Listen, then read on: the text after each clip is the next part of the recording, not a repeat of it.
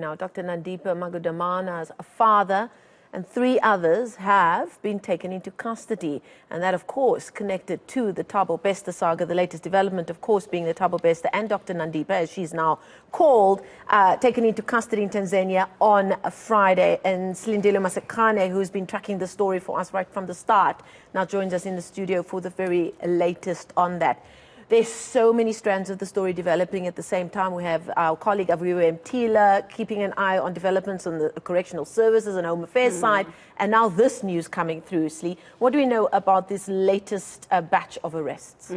So I got word from some of my sources yesterday that it seemed police were looking for Dr. Nandipha Magudumana's family, in particular her father, her brother, as well as her mother. So from the information that we have, that I know from speaking to the property developer a couple of weeks ago, where Nandipha as well as Bester were residing, is that at some point Nandipha's parents do seem to have lived in that Hyde Park hideout. I'm not too sure if it was before or after the escape, but the property developer was telling me that at some point Nandipha then moved her family to an apartment in Coralane, if I'm not mistaken. So I think this probably did take place before Bester's escape, where Nandipha then moved her family out of Hyde Park to make room for Bester to come and live with her, essentially. So from what we understand, the property developer says that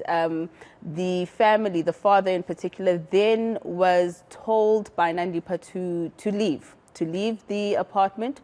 And you would remember our conversation a couple of weeks ago, where he then told me that from what he understands, his daughter is in hiding, and he in particular was also hesitant to tell me exactly where he was, because, you know, he was also quite scared, saying that he also doesn't know who to trust. And saying that, of course, that he's quite worried about his daughter's safety. Now, news has just broke just yesterday that Dr. Nandipha as well as Bester have been found in Tanzania, Arusha to be exact, and are now in police custody. Now it seems as though police are zoning in on possible accomplices or people that may have known about either Nandipha as well as Bester's whereabouts, or perhaps what has happened over the past 10 months since that escape. I mean, since the death in prison. So what we understand is that Nandipha's father has been arrested along with 3 others. I'm still trying to confirm who those 3 other people are. I understand they've actually also been questioned, in particular around the suspicion that there could be bodies buried at the Hyde Park hideout.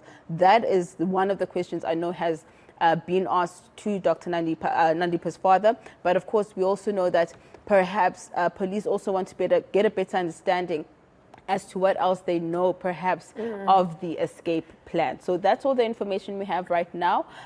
Just that we know that at least 4 people arrested, one of them being Dr. Nandipha's father. Because it could also just be part of a broader information collection, which of course would be a big part of this ongoing investigation. You mentioned there about the delegation from Correctional Services, a government delegation that's supposed to be making its way to Tanzania. Obviously important for South Africa to have a presence there, so that they can ensure the possible transfer of Thabo Bester and Dr. Nandipha can take place. What do we know about that delegation, and have they left as yet?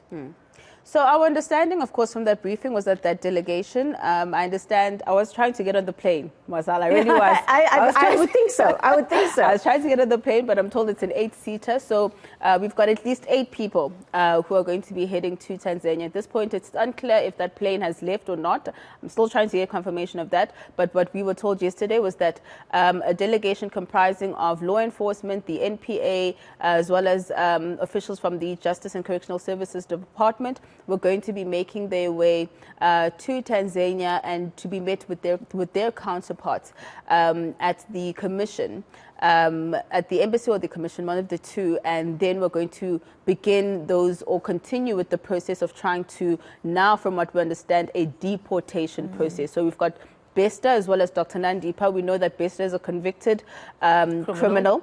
Nandipha was obviously in the country illegally as well. And then we've got this accomplice, a Mozambican national as well, that apparently could cause somewhat of a bit of a complication, perhaps, to get that person back to South Africa if the South African delegation even cares to have that Mozambican national brought back. So those processes, we understand, should be taking place as of tomorrow, depending on when the delegation arrives. We're told that this particular process could take a week. So for those expecting Bester and Dr. Nandipha to be back in the country within the next 48 hours, it's highly unlikely. We're going to see a number of processes then unfolding in Tanzania as well, because mind you, they were in the country illegally, so they should be also appearing in the courts in Tanzania on charges of being in the country illegally, and then we'll see that process unfolding to deport them back to South Africa. Do we know if this story has made the news in Tanzania? Is it something that the Tanzanian media have picked up on over there? Look, I've been actually trying to look on social media, trying to see if there's, all there really is from the Tanzanian side is a statement. Yeah. I think from that particular statement, we're going to see the Tanzanian media then picking it up. Picking it up this week, I think, heading into the processes that are meant to unfold. So I think from now on, we're definitely going to see Tanzanian media picking the story up, because it is a big one. It's an international one. We had Interpol involved in this particular, investigation to try and get these people back. So I think this week we're going to see even more unfolding in terms of the story. And we keep hearing from the our government authorities saying, look, they don't think this process is going to be an issue. And one would think that the Tanzanian authorities will probably want as little to do with this situation as possible and get them on the plane and out of there. So we've got one eye on developments in Tanzania, but at the same time, things are still moving over here. We had this arrest, as you've just mentioned now at the top of this interview, but also Parliament has got some serious questions that they want answered. There's going to be a parliamentary sitting later this week. Aren't they? And Thabo Bester is going to be top of mind there as well. Absolutely. We saw a kind of stop-start situation with the parliamentary sitting this past week, where G4S Security was expected to account first and be the first up. They had sent their lawyers, of course, MPs not too impressed with that. So we're going to see the resumption of that portfolio committee sitting, which G4S has been summoned, meaning that they, in essence, have no choice but to come and account before the MPs. And we're also going to see more into the investigations around that Hyde Park hideout. Have police actually found anything? It's been like trying to squeeze water out of a rock in terms of getting information from police with regards to what they're discovering. But we are looking for more answers as to perhaps did they find what they were looking for in that Hyde Park home? And I think we're going to have even a bigger understanding as to what processes have taken place since the news of the escape breaking, because MPs are demanding answers, and law enforcement has been saying that they want to account first there before saying anything to the media.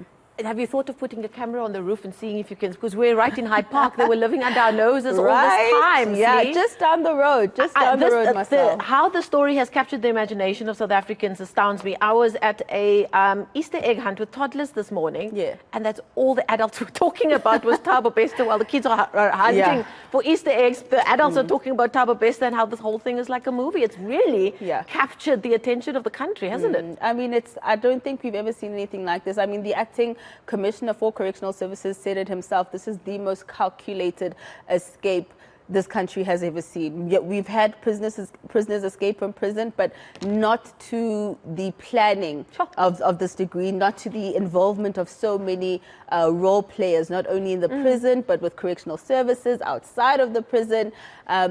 Just how elaborate it was just shows you that a lot of time and resources were put into this. And I think one of the departments that I think we keep forgetting about or missing is Home Affairs, because Nandipha as well as Bester are said to be in possession of multiple IDs. So where do they get these from? Exactly. There are loopholes somewhere. The network that they were able to weave goes very, very wide. Well, I hope those popular crime podcasts or Netflix is watching, because this will be quite a story to tell. Silindelo Masikane, thank you so much for that update and for keeping on top of the story as always.